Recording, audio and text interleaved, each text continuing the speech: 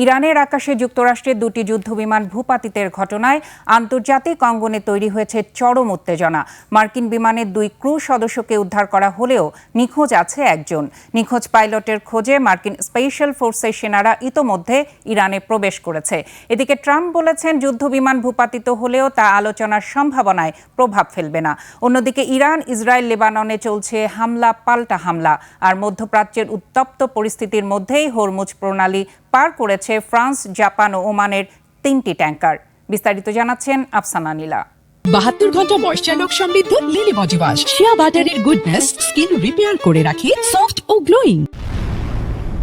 ইরানে একদিনে পরপর দুটি মার্কিন যুদ্ধবিমান ভূপাতিত হয়েছে। তল্লাশি চলছে নিখোঁজ পাইলটের।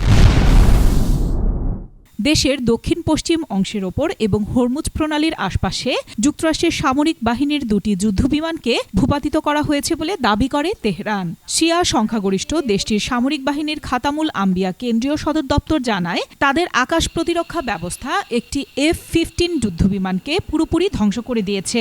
পরে ইরানের সামরিক বাহিনী একটি A-10 উড়োজাহাজকেও নিশানা করে, যা উপসাগরে বিধ্বস্ত হয়। ইস্পাহানেও ধ্বংস করা হয়েছে একটি ড্রোন। এদিকে ভূপাতিত যুদ্ধবিমানের 3 ক্রুয়ের মধ্যে 2 জনকে পাওয়া গেছে। নিখোঁজ একজনকে খুঁজে বের করতে ইরানে প্রবেশ করেছে মার্কিন স্পেশাল ফোর্সের সেনারা। এমনি তথ্য দিয়ে প্রতিবেদন প্রকাশ করেছে দ্য টেলিগ্রাফ। আর মার্কিন প্রেসিডেন্ট ডোনাল্ড ট্রাম্প জানিয়েছেন, যুদ্ধবিমান ভূপাতিত হলেও তা তেহরানের সঙ্গে আলোচনার সম্ভাবনাকে ক্ষতিগ্রস্ত করবে না।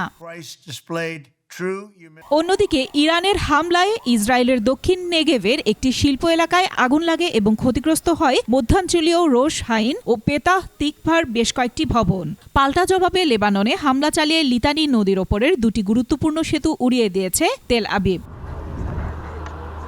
এদিকে মধ্যপ্রাচ্যের উত্তপ্ত পরিস্থিতির মধ্যেই হরমুজ প্রণালী পার হল ফ্রান্স, জাপান ও ওমানের 3টি ট্যাঙ্কার। যুদ্ধ শুরু হওয়ার পর প্রথমবারের মতো নিরাপদে হরমুজ পাড়ি দিল এসব বাণিজ্যিক জাহাজ।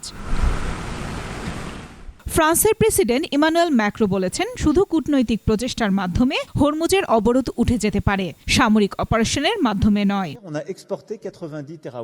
আফসানা নীলা, ডেস্ক রিপোর্ট, 21 টেলিভিশন।